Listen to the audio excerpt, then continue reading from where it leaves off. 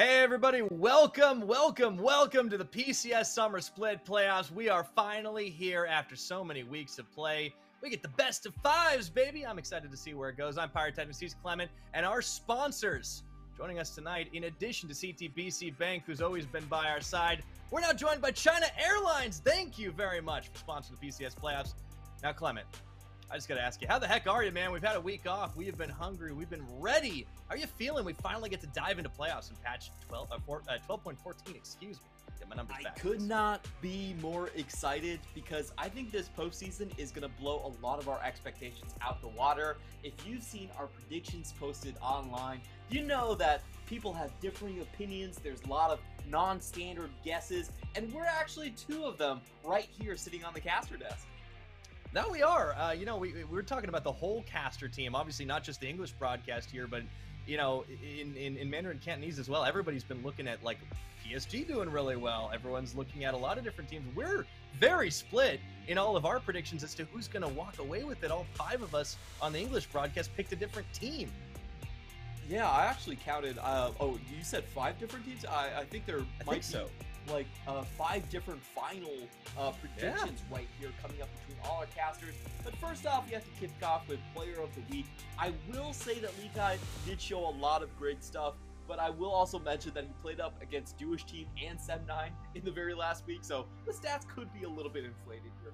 That's true. Nonetheless, he still delivered, and I love to see the carry performance that he's been putting out. Lee Kai is definitely a player that I've got to keep on my radar going forward. And I like this evolution as well, because we've seen a lot of Gnar out of this guy, and hey, we're on 12.14. Gnar got hit with the Nerf bat pretty hard. I like to see him delving into some of the more carry-style champions. Could be trouble for J-Team's top side. I definitely think that, him showing the Aurelia was something to look forward to. Also, it just has to, remind everyone, I think Gwen is definitely still going to be more of his go-to champion. He has 75% win rate on it. He's been doing really strong on the champion overall. The Fiora is the one that personally I'm the most interested in, because Fiora is the champion that, if you look at the statistics, is the most prominent on 12.14. She got a bit of a leg up now that a lot of the big three usual blind pick champions in the game playing, the Gnar, have been weaker. I think Fiora has risen in priority. So, Lee Kai, Fiora has been an old champion of his. Let's see if he can carry it through the postseason. Yeah, really looking forward to seeing what he can do in that top side. Could be a big difference maker for Mega Man Beyond Gaming. You talked about some of the changes on that patch, though, Clement. Some other things maybe you want to keep in mind are some of the changes from mid lane champions. LeBlanc is back, baby, and that's going to be a cause for celebration for both of our mid laners here tonight. Yeah, still not a tier A champion necessarily, but because of the exhaust going down and everything, I feel like both Uniboy and Minji do have that assassin gene in them. We could definitely see it come into play, and that's going to be our first series of the day. J-Team Beyond Gaming starting off with your first best of 5. Absolutely. Of course, this is not a win, go on, lose, go home situation. We have ourselves the double elimination, of course. So the loser of this match will fall into the lower bracket, playing off against Meta Falcon team. That'll be on the 20th of August, this Saturday. And of course, tomorrow, as you mentioned, another matchup in the top side of the bracket. CTBC Flying Oyster taking on Frank Esports. And I know a certain caster by the name of Frank very much believes in the latter team. Yeah, this is absolutely crazy. I think we could spoil it just a little bit right now, but Frank Nightstar, unsurprisingly, has Frank going all the way to Worlds, and not only that, he has him winning the entirety of playoffs. But we have to look at our first series first. Personally, I am going to go for J-Team on this one. I think 12.14 changes the landscape. It gives teams with stronger landing phases and drafts that are lower to the ground a huge leg up. Those objectives in your Drakes and your Heralds, those are not optional now. You have to contest them. You have to join the fray early. And because of that, I feel like J-Team, with the strongest bottom lane in the league and also with the strongest mid jungle, has that leg up.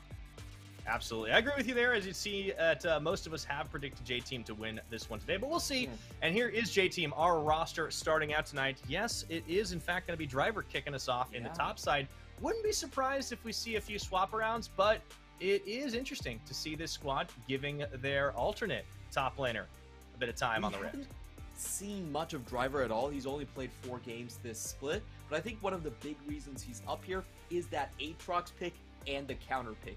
So Aatrox, they changed him around, but basically the gist of it, much stronger in the mid-early game, a little bit weaker late game with the sustained nerfs. Driver's been an Aatrox player this split, and he's also been their go-to counter pick specialist. So if I'm looking at the top lane landscape, I feel like counter pick actually is a little bit more important now that most of the sort of the blind pick go-to champions have been nerfed a bit. So that's kind of my read on the situation. I think Taipei J-Team, a huge thing about this squad is that they are 100% win rate on blue side. So they're coming in with that side selection in game one as well, and they're also shoring up any potential weaknesses by having Driver go with the counter picks for the top side. Yeah, I like this. Now, Beyond could try to go for the final pick on top for themselves for Lee Kai. We'll have to see, as Lee Kai, big smile on his face in the portrait, going to be joined by the much more serious faces of Husha, Minji, Wako, and Kino. And I do think the story is a little bit more topside focused in the early game for Megabank Beyond Gaming. However, that doesn't mean it can't happen elsewhere. I think the man to really watch in terms of who's going to deliver performance in the early game for this team is Husha, because he's a player that is just kind of our quintessential ganking jungler in the league. It's so interesting to think about how he plays versus a player like Kong Ye. Husha is kind of almost the reason this team survives so many early games. That's exactly right. Beyond Gaming are such a weird team because if you look at it with the eye test, it doesn't feel like their laning phase is that strong, but statistically, they're actually within the top 3 of early games. And that comes off mainly of Husha. Husha has been on point in the objectives, on point in the first blood participations, and he personally has the best early game jungle stats out of any jungler. So he really anchors their early game. However, I will say that this patch, in my opinion, is going to be hard for Beyond Gaming to survive. We saw lane sustain being hit across the board. You have a lot less value out of your pots, a lot less value out of your runes, and that's going to be the biggest thing to watch for. Can Beyond Gaming still hold that early game edge? Yeah, we did talk about the players to watch on the team, and I do think the bot lane certainly merit an honorable mention, especially when it comes to Lil V, who picked up that pentakill last week as well. Does pump out a fair bit of damage for his team, but you got to look at what Wako is doing. He's doing more damage, even if his KP is a little lower. And I think the reason is because this team relies on him more. He picks up a lot of the slack that Minji often leaves behind. And Wako was one of our most exciting players in spring, stepping in to fill those big shoes that Doggo left behind before he went off to the LPL. Lil V, on the other hand, he's always been consistent. He's always been good. And I think as the meta has shifted away from the more traditional hyper carries, he's looked better compared to Wako. Yeah, I think Little V, what is his strong point is the fact that his Kalista is 29 KDA, and they often first pick it. I feel like Kalista is the single most important champion for J-Team right now, and Beyond Gaming obviously agrees with me right here. They instantly ban that champion away. If it goes to, I think, other champions, then the Lucian Nami is also something that you have to remember coming out from Little V and Enso, and again, they also banned that away. So, absolutely. props to Benny, we have the same mind. Well, you know, Coach Clement doesn't ever really quite go away, does it? That's always good to see. Get the inside track, as the focus for J-Team is a little different. They're focusing a little bit more on the mid. They do ban that Gwen away from Lee Kai, so it does kind of signal that they want to give Driver a fairly good matchup. Poppy also banned out. Makes a lot of sense. Kongye has put it out a couple of times. But mid lane focus is pretty big here, and it makes a lot of sense when I think the biggest mismatch you've got in terms of skill is probably going to be in favor of J-Team in that mid lane. Absolutely. We were thinking, like, pre-game, what does Beyond Gaming actually do if Uniboy just gets LeBlanc? I don't think Minji actually has a good champion against the LeBlanc matchup. Of course, the Ahri is the much more standard one. I would say still stronger in the meta, and they take that away from Uniboy. Recently, Minji's best champion has been the Talia, so I think that's one that we have to look at. And, you know, obviously with Kalista and Lucian banned, no real surprises here. The Sivir is going to be locked up. Husha also gets his best champion in the Wukong earlier on. So J-Team right now, this is interesting. I think they have to take Zeri here. He's pretty much the only top tier jungler on the docket left here. But what this means is essentially that J-Team are going to be playing mid jungle, while Beyond Gaming are going to be looking more for that bottom lane lead, as LeBlanc might come through for Minji. Definitely a good matchup. He's going to take it. The Ahri, but it's the one that we haven't seen Minji play in quite a while. Yeah, I gotta see if he's gonna be able to dust those ones off. I was wondering that it made it all the way through early on, since it's come back up. I mean, LeBlanc has had such a rise, a fall, and a rise again, or at least it seems to be the case. So all assassins in the mid will be certainly keeping an eye on that lane and seeing how the junglers get involved. Beyond, don't want to let Kongye get involved as they ban his Vi away. Yeah, I think they probably will ban the Viego away as well, just to make sure he doesn't get the same sort of combo. And J-Team are going to be focusing on the engaged supports. This is a big reason I think Beyond Gaming will have a strong X factor in the postseason, is that tank supports are now back into the fray. They're much more commonly seen these days in 12.14 after the nerfs across the board to enchanter items. So I feel like, Kino does feel a lot more comfortable in those situations. Renekton is also a champion that I feel like has been buffed up a little bit, especially with the early game HP nerfs to champions like the GP and the Gnar. Your Renekton suddenly starts to look a lot better again. He can really play those early game team fights a lot better. And that's the general divide I see between these two teams. I actually feel like J-Team is a team that is much more likely to just kind of snowball and run away with an early game, while Beyond Gaming will be looking for more mid to late game pick-catch compositions or 1-3-1s. And that's something that I think we really highlighted as a potential pitfall here for Mega Man Beyond Gaming, is that this patch enabled a team like J-Team to go in for the all early game. So we'll see if they can still build a comp that works their magic across the lanes. I mean, that Zeri is probably going to come online a fair bit later, but you have to keep in mind the Ahri for Uniboy if it pops off, as that Leona is locked in for Kino. And now J-Team, they have to think about which jungler they want to go. I feel like they should be trying to snowball mid-jungle. Bot lane, it's very difficult for Zeri to get a lead in that lane. And also blind pick top is pretty weak these days. We have been seeing a lot more Ornn come back into the meta. It's usually between Ornn or Gwen right now, and it does seem like Driver is going to be going back to his old ways and just picking up the tank Ornn here. So J-Team actually, I think going a little bit of a different route than what I expected. They're not trying to run super early game. They're just trying to have a good mid laner, and then they have that scaling component with the Zeri and of course the best front line that you could possibly have in this patch with the Ornn. Yeah, gives them a good front to back. I do think if they can keep Lil V protected, they've got a lot of tools at their back pocket to try and fight it out. But Beyond should feel fairly comfortable with the fact that they didn't put themselves in a situation where they can get super rolled early and toying with the Gnar despite the nerfs, but it ends up being Lee Kai on that Camille. At the end of the day, he's played it once before this split, not been his most played champion by a mile though, and I believe this kind of sets up a bit of a pick comp. Yeah, I think this is Beyond Gaming's composition where they're very comfortable with. Lee Kai has been an old-time Camille player, played it ever since the Machi days, and if you look at the comp, it's very clear what this wants to do. They want to have a winning side lane. They can play 1-3-1 because it's going to be hard for anyone to match the LeBlanc in the late game, and they could just run their 3-man with the Sivir into one of these sides and just chase you down, get resets, and continue to play through that way. However, this comp, as always with Beyond Gaming comps, not as strong into a front-to-back situation, so you definitely give those early 5v5s to J-Team here. I think the biggest point on the map we're going to have to look forward to is still going to be that mid lane, the LeBlanc versus Ahri matchup. Technically, this is in favor of the LeBlanc, but we haven't really seen it happen with within the Minji versus Uniboy matchup just yet. Yeah, that's going to be the big thing, right? It's not just about the champions, it is about the execution in that lane and also about the jungler involvement, right? Xin Zhao getting picked up by Kongye does mean he has at least a few options, some gap closes early on, and it's not a champion he's gone to all that much this split because his pool got hammered a little bit. On the other side, I feel like the Wukong, while he can get involved early, is not going to have nearly as much impact as he will once he gets to level 6, of course, compared to the Xin Zhao. So it's almost like the tables are turned a little bit. Normally we look at Kongye as a power farmer, right? He gets involved a little later in the team fights. I feel like he might be the one making the gank plays versus Husha, but we'll have to find out. J-Team, Mega Man Beyond Gaming on the Rift here for our first game in a best-of-5 series. The winner will move on to face Deep Cross Gaming in the second round of the upper bracket. The loser falls down to the elimination bracket, has to face off against Meta Falcon team. We'll see who it's going to be as we are on to the Rift for game 1. If I'm just looking at the drafts, I will say I feel a slight advantage for Beyond Gaming.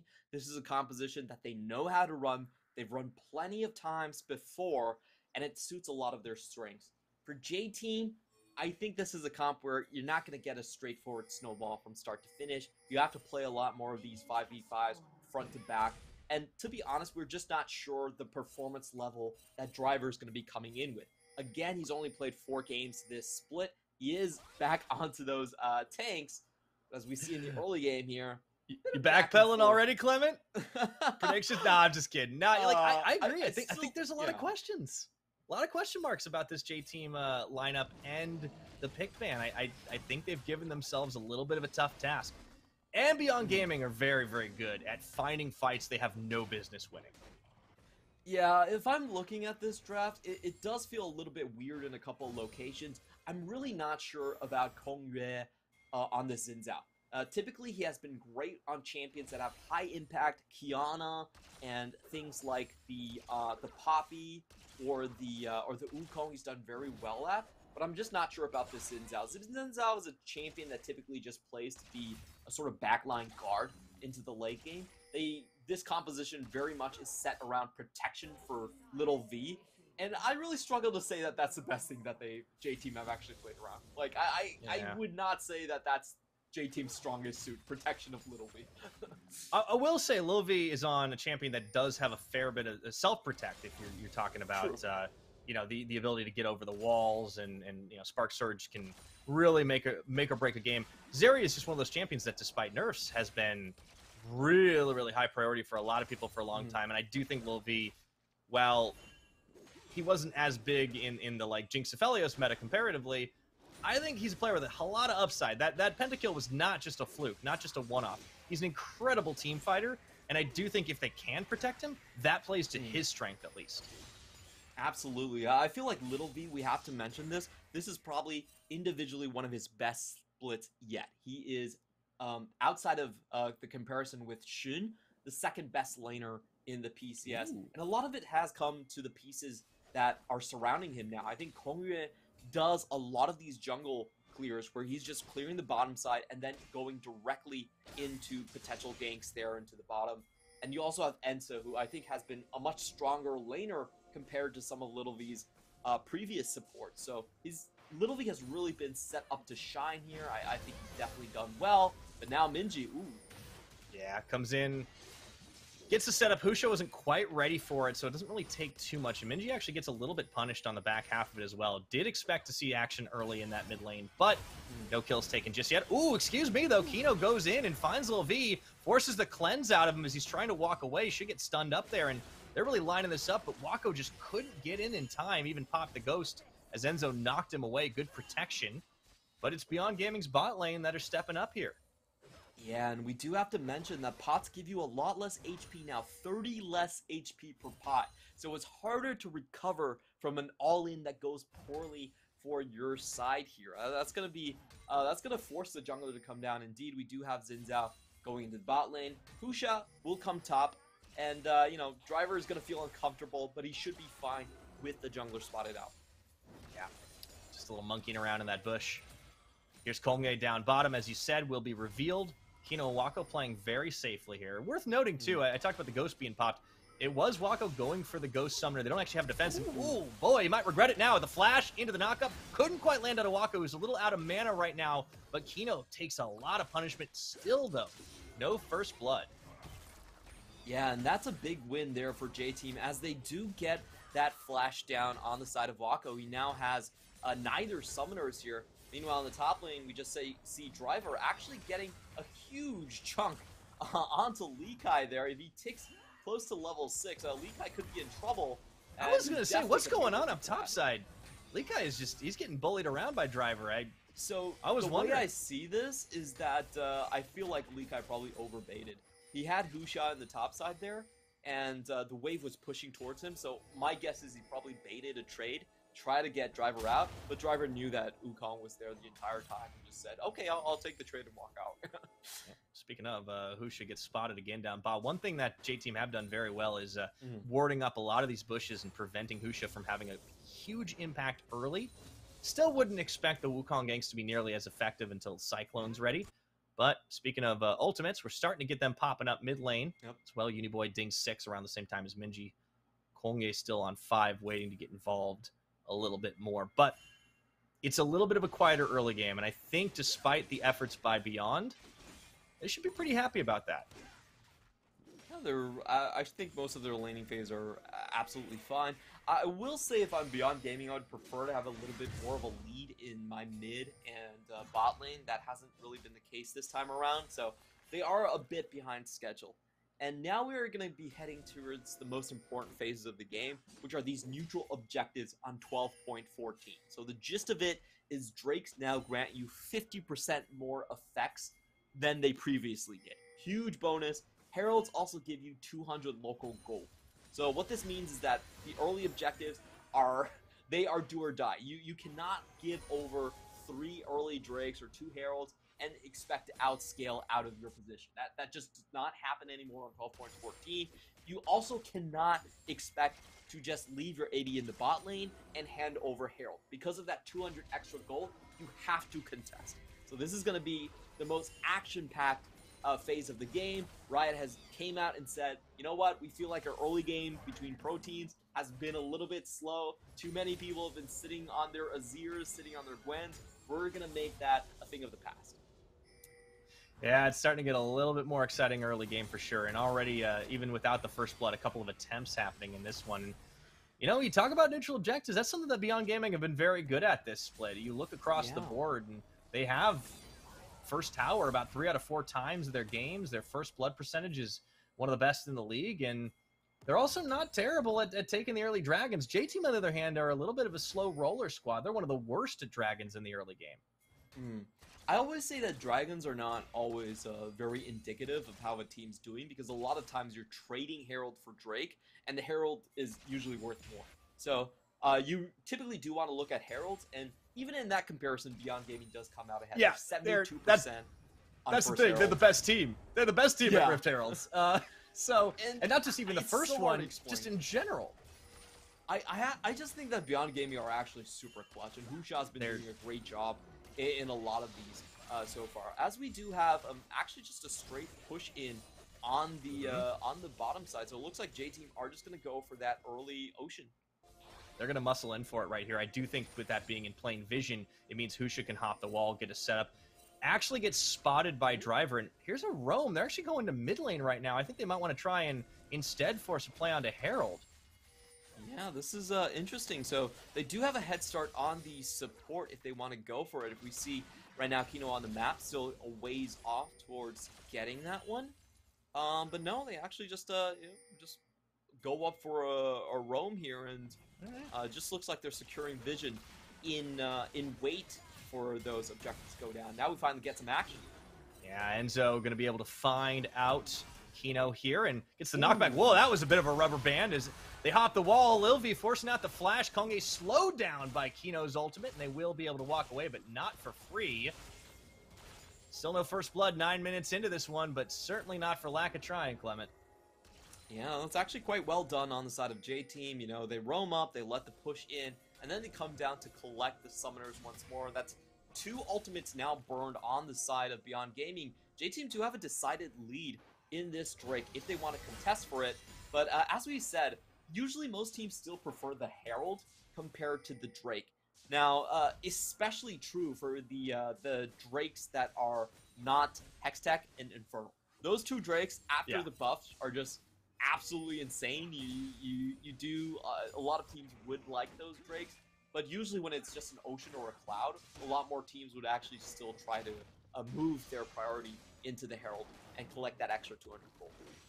And you can see the Vision game really reflecting that right now as teams have contested. For a while, I thought Enzo was going to join up with Kongye to try and make the play, but no, he just kind of handheld through the jungle, a little bit of a rotation and ward sweep, and you know, maybe he just misses the good old days of when he was a jungler. Seems so long ago now. Yeah, it could be true, but I really like this action. We've seen this a lot in the past from like Kai Wing and River, where it's just you leave lane and it puts the enemy in such an awkward position. Yes, they could push, but then you suddenly have the enemy jungler right behind you and you have to burn summoners to get away. So I do like this roam coming in from Enzo and Kongye. And if we remember kind of the general gist of how these teams want to play the game, you have to say that J-Team are putting themselves in a pretty strong spot to get that front to back. You know, that's much more of a late game comp. That's much more of a comp where you want to have the setups there and have your lanes even. And that's exactly what J-Team have accomplished. Yeah, kept this one a little bit quiet, but they've been able to help Lil V to building himself up a little bit of a farm lead. The roam potential was matched by Kino, of course, as well, as he helped out Hushi. You can see he's still doing that, but great vision coverage means that J-Team have full info on what's happening here. Lil V can clear that ward brush away, and looks like the setup for the Drake is happening. This is going to be a late first one, as you mentioned. Not as much focus, but they will look for the fight first, and Husha getting stopped up for a second, not fooled for long by the clone, and he gets deleted. Even burns the flash. Insult to injury here as first blood comes through. And that doesn't mean without a smite, this dragon is about as free as it's going to be. Yeah, really nice usage of the abilities across the board right there. Enzo just goes directly in, starts the thing off, gets the glacial impact on everyone, Augment, excuse me, and Little V even comes over the wall just to get the kill after the flash. So just great targeting here from JT.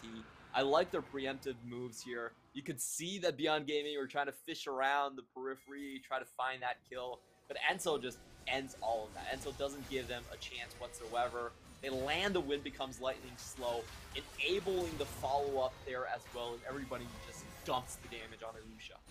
Yeah, they can do the deep dives too. And oh, Driver, let's see if he's going to be able to survive this turnabout. Nope, no getting out of the Hextech Ultimatum, but he does call the Forge God in.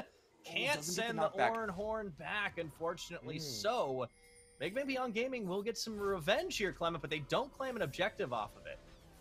Yeah, really nice find. Driver, most importantly, they do get his ultimate and his flash off of that one. But in the meantime, I don't think they have enough in the tank to take Herald there. It's actually kind of a close play. I'll be honest, I feel like if Driver was able to hit that 3-man, then you could have seen Kongyue and Uniboy come in and just get another kill off of that one. But that doesn't happen. Nice comeback play here coming in from the side of Beyond. Yeah, that was the setup. Okay, he just didn't expect there to be 3 people jumping on top of him. And yeah, tried to get away. Nice catch on the Hextech Ultimatum. You're right, it was inches away from connecting, and that might have been the difference maker. But as it stands, Gold Game just about to dead even. Dragon making all the difference here as we're starting to see mythic items completed. Everfrost up for the Ahri. Gore Drinker up for the Xin Zhao. It's going to be matched just down bottom by Wako Sivir and the Kraken Slayer. Excuse me, never mind. A couple Divine Sunders as well. You know, we got the 2 Divines in the top side right here. And this is, this is kind of a slow start for Beyond Gaming. I definitely expected their bot lane and their mid lane to have a little bit more oomph here. Hasn't been the case. J-Team now running the entire bottom side. And Beyond Gaming are actually just being forced off of their towers here. You know, they're being put in a rather awkward position. And in the meantime, though, this is strong for Beyond Gaming. They do get this Herald just kind of uncontested. One big thing about the neutral objectives is that even though Drakes have a lot more HP, Heralds are still the same. So a lot of times teams still prioritize the Herald a lot more than, say, the Drakes here. And, you know, J-Team kind of dropped the ball in this one. A little bit. I think timing window was sniffed out really well by Beyond Gaming. So it really, this first game of our series ends up looking a little bit more like a chess match, just back and forth, small trades here and there, and decent control by both sides. That charm doesn't connect from Uniboy, but him and Minji continue to duel it out. A little bit of a level disadvantage there. And we talked about how this mid-match would probably swing a lot of things, but after that first gank attempt and a few wistful glances towards the mid lane by each jungler, it has been quite a quiet affair. Yeah, and I think that's definitely going to be in favor of Ahri here. Usually, if you see the LeBlanc, it has to win lane, you have to punish the Ahri, and it typically is a strong matchup. Not this time around. Let's see if Kongyue can just pop out of this one. Yeah, he has to flash, but no, does end up safe here. Yeah. Usually playing a champion that has some sort of dash through a wall that doesn't depend on targeting something. Unfortunately, this time not the case, as his Xin Zhao is forced to walk away. It is an interesting choice that he goes to the Xin this game. I believe it's the first time he's played it all split long. And it did surprise me, even with the pick bans. We know that Kongyue's got more in his pocket. I thought the Lee Sin might be coming out. I thought maybe we'd see the Kiana flex. Maybe it's a little bit much for game 1, but I didn't really expect the Xin Zhao to be the choice here.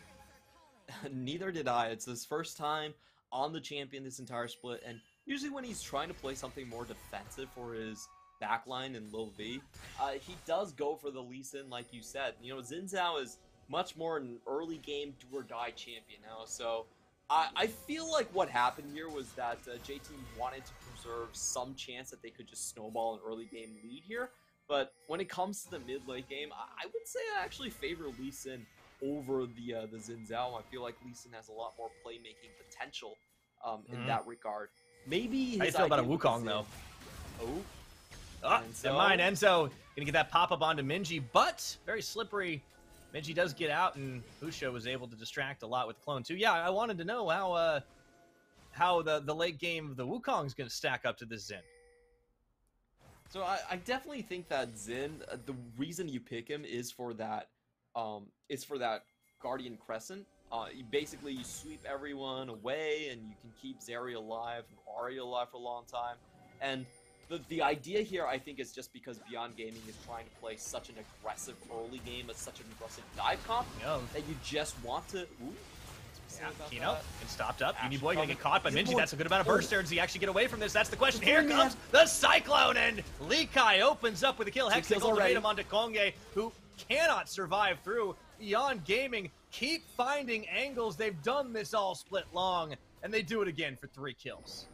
Massive win for Beyond Gaming. I feel like J-Team are a little bit too optimistic here. They didn't realize that they were being collapsed on from multiple sides, and it was actually a timing window where Lee Kai had his TP and Driver did not. So massive win for Beyond Gaming. They also get the most, I would say the strongest Drake of them all here in the Hextech. Get that 9% attack speed, 9% cooldown reduction here. So massive plunder by J-Team.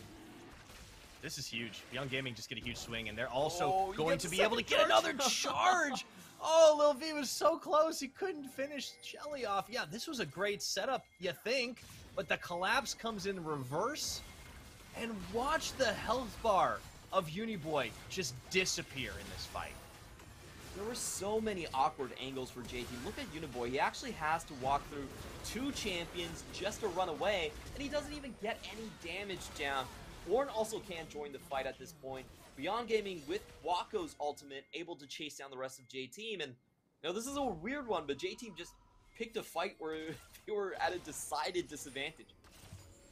Yeah, and I feel like Beyond Gaming just always find fights that were like kind of shocked that they do. Not that they win, but that they had the opportunity, and that was a J-Team mistake for sure. Kills do go into the top side of the map. Yes. Lee Kai getting 2, that means he's going to be very accelerated with Tiamat. I think that just buys it outright. And yeah, if you're Driver, you're not going to stop this Camille, even though you were able to outplay a little earlier on in the game. The LeBlanc doesn't get any kills, but the Wukong does, and he's building some damage right now. That is an interesting start to how things are going. The Executioner's calling. I think we'll see that Kempunk Chainsword pretty soon. Yeah, I honestly felt like J-Team really blew that lead that they had in the early game. They had sort of this smooth angle where they could just scale into a mid to late game team fight with Ornn and Zeri, and I think that would have been a fine situation. But with that fight, you now have Wako able to go into the mid lane. You now have these long side lanes where nobody can match here. Like, Uniboy's not going to be able to go too far against the LeBlanc. And then Lee Kai, once he gets the top lane narrow down, he's going to be able to transition bot lane. That's also a nightmare. So J-Team, they have to play this really, really closely and look for a big team fight win with the front to back. They've got to pick a fight on their own terms, right? They need good setup. Otherwise, Beyond can find them, can outplay them. The picks are there. Husha finds Driver. Even with the 2-level disadvantage, he chases him away, and Lee Kai is just becoming a tower-wrecking machine. Not to mention, they still got Wako to keep the waves pushed just about everywhere they want. Minji finding Uniboy and getting the outplay. This LeBlanc is becoming a problem. Yeah, and I'm not sure what the J-Team are trying to do right here. If you look at the trades here, it's far more favorable for Lee Kai. He gets the top lane tower uncontested. Bot lane, you know, it's true it goes over to Uniboy, but I don't think Uniboy actually matters all that much in the grand scheme of their compositions. Like, J-Team needs the gold on Little V more than anyone else. Let's see if Komory can find something here. Enzo does get a knockup. It's only onto Wako. Unfortunately, Lil V can't follow through. They really need him to get these setups, but he's not got the items to work with. I mean, he's just sitting on that Immortal Shield Bow compared to Wako has a Phantom Dancer already. Yeah, he's much further ahead in the build at this point, and you know, it's going to be up to J-Team to kind of break this stalemate. Beyond Gaming are perfectly happy to just play a drawn-out 1-3-1 like they are right now. You know, Wako is ahead. He can push in Little V constantly. And I feel like what J-Team need to do is they need to find some sort of a two-man gank. Especially onto the bot lane would be my guess, but it's so hard catching up to LeBlanc. Yeah, and you don't even need the kills to do it. It's just been able to make some big plays as well. Finally, the buy will come through. I knew Lil V had to be sitting on some gold. There's not a massive farm differential there. So PD is completed, and now at least able to match close enough to the Sivir, although you're still losing out a little bit in the form of the BF Sword. Sivir doesn't need those boots as fast, especially. Got Ghost and On the Hunt available. And Beyond Gaming are perfectly happy to just keep the stiff arm. Keep your eye on the Dragon Timer. That's when we're going to be fighting next. It will be an Infernal coming up, and we do have the Infernal Rift. That's pretty big for both these teams. J-Team would love to grab that soul, but it will be the late game if it happens. If they do find Wako, he spell shields the charm. That was clutch. And beautiful stuff. Didn't have the cleanse, but still survives, and that's going to make J-Team's life quite difficult here. Beyond Gaming has the decided damage advantage coming into this one. My question only is can they find Little V and the backline? Yeah. J-Team looking to set up on that Death Brush. They know Lee Kai could be around, and he is going to be walking it as he doesn't want to spend that TP unnecessarily. Wave Clear pushes on, but it's not going to be able to siege into the Sivir composition, so they will rotate back over towards the Dragon. 15 seconds till it comes up, and keep your eyes on Minji on the wraparound. Ooh. J-Team are not bluffing anyone. They have vision here from Beyond Gaming. They know they're in that brush, so they can just hang back. If J-Team wants to fight, they have to full commit to this Drake. They see Minji right now. So, procced on the Dragon. Does not land the charm. They want to get a pick before they set this up. They know it's going to be so much easier if they get somebody. And here comes the Ram Jam. Enzo. It's nothing. That's the flash. Everything misses. Minji, they open up, finding driver. Lee Kai splits the party on this one. And J-Team just don't have an execution. But they do know that a couple of key tools are down. On the Hunt, about to come back up. J-Team not feeling the most confident in the moment, but maybe a little more than they would have otherwise. Driver does have TP as he backs away. Minji coming in. Enzo looking for something. Not able to find it, and teleports will be expended on both sides as Lee Kai comes back into this fight. No more ultimatum, but Minji still threatening. Now, only one ult left on both sides here. We have Husha with the potential engage, and then Uniboy with the charge away. Ooh, it's going to be a knockup, but you can see Kongye on the Crescent Guard. That's enough. However, his health bar still melting pretty fast. Enzo gets denied on the last charge of that ultimate, and Wako goes through, taking Enzo out, carves off a flank stake, and now Uniboy just trying to dish the damage, but even with the Spirit Rush getting away, doesn't have it. Minji, here comes Lee Kai around the side, picks up two in quick succession. I didn't even see where the heck he came from, and that's going to be the end of the fight as Beyond will claim the spoils. Yeah, beautiful stuff coming in from Beyond Gaming here. They split J-Team's composition away. Kongya is left on the bottom side. He dies, just getting chased down. And then you have the resets coming in and just the chase down potential that we mentioned from Beyond Gaming here. I think unfortunately for J-Team, they had a decent start to that one, but they couldn't really tank the damage later on. Without Enzo and his ultimate, it was almost up, but without that, without the ult there, they just couldn't stand in their position. If you look at this, I just think Driver was kind of out of position at the start of this one. And look at Kongya, he's forced away. Beyond Gaming walk right in with the damage dealers, and they just get both Enzo and Kongya right off the bat, as easy as that. The damage is not able to be withstood on the side of J-Team. It comes so much faster, and I think the big difference there is that Beyond just pumped it all into the same targets.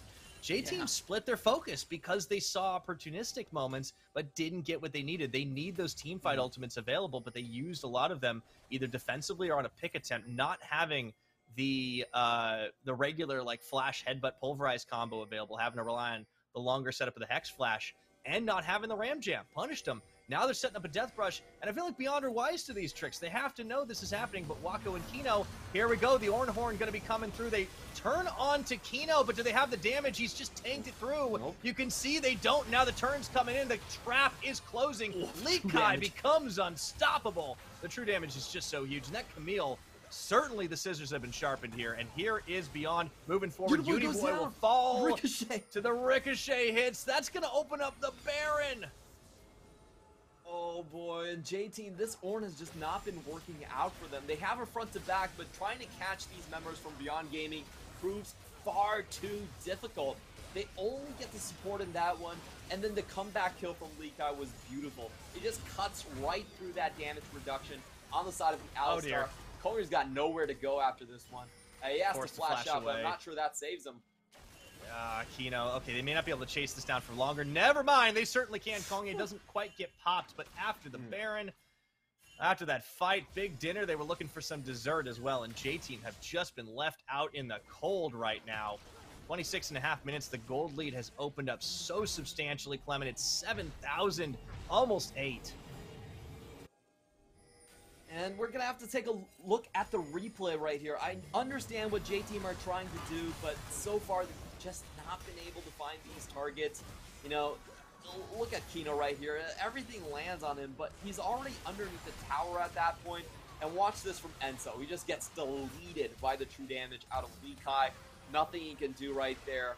It's so hard for J-Team to try and find these catches, but at this point they're also so far behind that they can't really start the objectives on early themselves. So they're really in an awkward situation, and my suggestions for them is just, you know, just wait for the third item, Zeri. At this point, you can't really do much trying to force these contests, and just look at the damage difference here. Yeah, it's stark. It's night and day at this point, and you're right. It goes back to draft. You talked about how this in seemed a little bit of an oddball pick. Protecting Lil V was not something that J-Team have been exceptionally good at. That's why he usually plays things like the Callistic and protect himself really well. The Zeri has the self-peel, but they're just not finding the targets. J-Team, they're looking for that front to back, and Beyond Gaming know this game plan. They do not give them an opportunity. And here we are, almost 28 minutes in. They've held Beyond Gaming to J-Team to a single kill. Yeah, and J-Team, at this point, they still don't have the damage. They really can't fight this. I think their game plan has to be just give up the outer towers and wait for the high ground inhibitor fights at this point. Like, they need that Infinity Edge so badly on Zeri, or else Little V is just going to be tickling people. Yeah, and they're getting tickled quite a lot themselves. Look at those health bars just being chipped away at. That means that the fights that Beyond do take just have such a higher chance of success anyways, and you can see Minji just keeps on finding a target. Here we go. The Ornhorn is going to be called out. Wako spell shields through it. And Beyond every time have just split so effectively right now as they will go in for round 2. Looking for Enzo. Here comes Husha onto Kongye. They just find so much damage, forcing the retreat. That's going to open up the inhibitor. And even though everyone's still standing, Beyond Gaming have broken into this base easy as you like. J-Team just have not been able to find any of these engages and try to punish. I don't really understand that attempt in the bot side. It basically gave Beyond Gaming 2 inhibitors that they otherwise would not have gotten. So, J-Team, I don't really get that. I feel like that was a wrong call on their part, and Beyond Gaming very happy to walk away the victors after he just basically understanding that J-Team have used all their tools. Yeah, it's unfortunately a very telegraphed strategy when it pops off like this, and I do think it starts to beg the question, why did they start Driver? He's clearly not been on the same page with the team with regards to the fighting execution. Maybe they want him to go for those Call of the Forge Gods, but they've been very, very optimistic. Yeah, in my view, there's no way they're trying to go for that. That was just maybe we can hit Wako. But Wako's been very good with the spell shields the entire game, and you still don't have your Infinity Edge yet on the Zeri. I don't understand why that was a reasonable attempt coming in from J-Team. And, you know, they're going to have to fight that Infernal Soul that's coming up so soon. If there's one silver lining, the Infinity Edge now completed means that they should be in a better position to try and force a fight out. However, they got to deal with Lekai. This guy has just become a monster, and he is flying out from the flank and deleting somebody before they can even react. Crazy thing is, he can actually just start on the front line and still cut through Enzo. But he's on the back again. Look at the wraparound. Okay, they respect it. Those outers, all those towers are going to fall. They do have to get in and clear the mini waves. There are supers everywhere right now. But I think we are close to the final fight, the hold, if it comes from J-Team. will be their last chance to turn this game around. Otherwise, we could be looking down the 0-1. Yeah, and we have to remember this is a really important game one because this is the game where J-Team had their side selection. This is the game where J-Team were supposed to get that, continue their 100% win rate streak on the blue side. But if they drop here, you know, that changes a lot of the calculus. Of course, they will still get game selection because of the loss going further on, but you really expect the higher seed to come in and try to make use of that game one. Yeah, a little bit surprising how this game has gone. I don't want to harp on draft too much, but that feels like one of the big parts of it.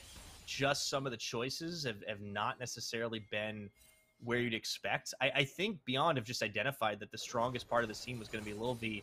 And even though Zeri's still a pretty decent champion, she kind of needs a little time to get up to speed. And Wako didn't really have that same problem on the Sivir. 4 items, and he's just been flawless at dancing around the front to back attempts. And I think Beyond Gaming, you called it clutch performance. They certainly have, as Kongye runs face first into Minji and takes a full combo nearly zoned out. That Xin Zhao has just had almost nothing to do this game.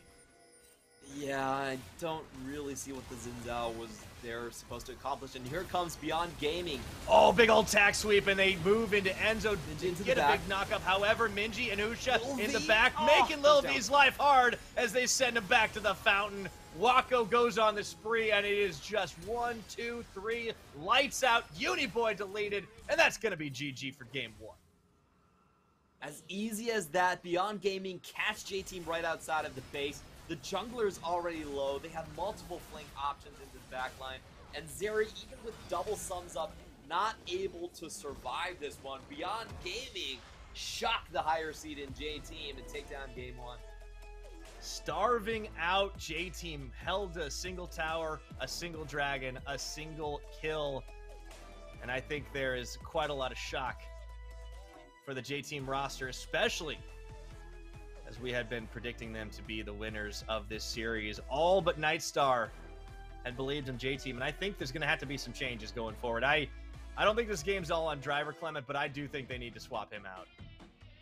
Yeah, his engages have been rather lackluster, if I'm being completely honest. I don't understand the engage on the bottom side. I felt like that was way too far of a reach, and it basically blew the game wide open with double inhibitors going over to Beyond Gaming. Sure, they were in a lot of trouble before then, especially with the play where they actually went in when Driver didn't have a TP. I'm not saying that play specifically was on Driver, but you know, that's definitely weird coordination coming in from J-Team. So I feel like this was a very underwhelming game for them, and if I'm looking at the draft here, I feel like they need a clearer direction.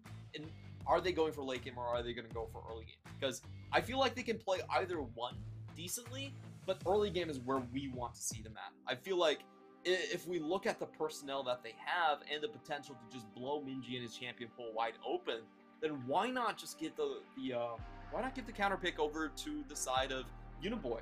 Why not let Kongye actually play something that he's much more comfortable with and not throw out a debut Xin Zhao on playoffs? Yeah, it did seem like this was a team that was trying to experiment a little bit, but I think that experiment very clearly failed, backfired, blew up in their face, whatever you want to say about it. I would expect them to go back to what has found success for them in the past, or go all in on the early game. We talked about this being a priority on patch 12.14, being an option that this team could go for, and perhaps they've misread it. And if that's the case, that changes the calculus for this game, because that first draft, that was definitely a head scratcher. I don't think the Zarya was the problem, but they never really got to see it shine. Lil V didn't look nearly as comfortable. The Kalista ban and the Lucian bans were on point. And big credit where it's due for Beyond Gaming. They managed to keep the J-Team aggression at bay early on. They didn't give them a lot of openings, and they made them really work for just about everything they wanted to do. The only thing they gave them was that dragon in the tower. They kind of took away the strengths of this J-Team roster, and I think this is another example of Mega Bank Beyond Gaming just having the clutch factor when it counts. Absolutely. I feel like they had much better coordination throughout this game, especially in the bot side, where we saw the game basically go out of hand with Beyond Gaming coming down, Lee Kai getting the 2 kills and opening up the 1-3-1. So we still have to be reminded here that Beyond Gaming is that team that has taken down basically everyone in the league. You know, they were able to take down DCG, able to take down J-Team within the final 2 weeks. They have beat PSG in the past. They are that giant X factor. Whenever we look at a postseason, whenever we count them out, they usually strike us hardest, and you really can't give them the compositions that they're most comfortable with. This is, I think, the biggest thing that we have to remember right here is that they gave them a red side draft, a 1-3-1 draft, where they got not only the silver priority, but they also got both of their solo lanes in counter pick positions. So if you think about Beyond Gaming 1-3-1 and what they want to play, they basically got the perfect draft that suited their team. Yeah, 1-3-1 and a nice collapse too. I think Lee Kai just honestly excelled out of the laning phase. He wasn't challenged too badly by Driver. There were a couple of gank attempts up top that were sniffed out. I think J-Team had great ward coverage, but it was all defensive. They weren't being proactive. They were held. And in terms of impact, it was so night and day between the two top laners, because you saw the Call of the Forge Gods just going wide, looking for single targets, whereas Lee Kai was flying in like an acrobat and just deleting people. Became an absolute monster after that first team fight. And a lot of it started to snowball away from them once J-Team really whiffed on that fight down bottom where they set up a brush camp. And this is the trouble with J-Team. Sometimes they fixate on a certain strategy when it doesn't work. They double down, they triple down, they quadruple down, and it failed time and time again. And I think this team needs to be a little more versatile if they want to find wins in this series. I expect them to make some changes both in the draft and in the roster, but we'll have to see as this game done and dusted really got out of hand for them, and you could see about the point when it started tipping overboard. Yeah, right around that 16-minute mark, there's huge, massive misplay coming in from J-Team right there. They actually pulled the trigger themselves, so can't blame Beyond Gaming for that one. And they just kind of you gotta face the barrel away from yourself, man. You can't. You don't want to act. You don't want friendly fire. They don't really they understand just never got how to rolling. shoot the gun there. And I do expect that in terms of the drafts, like if you're gonna ban Silas, then I feel like LeBlanc then becomes the highest priority for JT, because you know that the LeBlanc can deal with the Talia, can deal with the Ari quite easily, and it's also a champion where Minji isn't. I don't think Minji's Minji's good at LeBlanc, but he's not like S tier.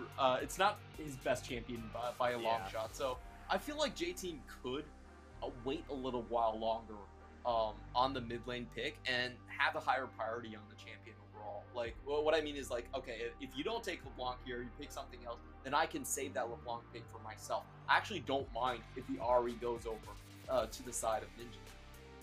Perhaps a bit of a trap, and Husha is actually going to be the one earning our MVP. I think it could have gone to Lee Kai, could have even gone to Wako, but Husha's definitely had a big impact. The ganks weren't as much in this series because of, you know, just how the early game went down, but his team fights, the Cyclones were clutch. He was finding the setups for his team, and that's what he always does. That's what Husha's able to do for his squad, and that's one of the reasons this team is a clutch factor. So he earns it with the Wukong once again. I believe his 9th game on the split on this champion. Certainly knows it inside and out.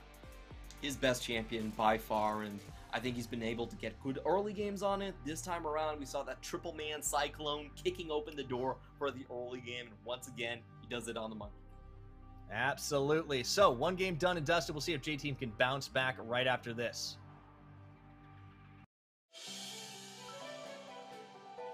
CTBC Bank is Taiwan's top financial institution, but we're not stopping there.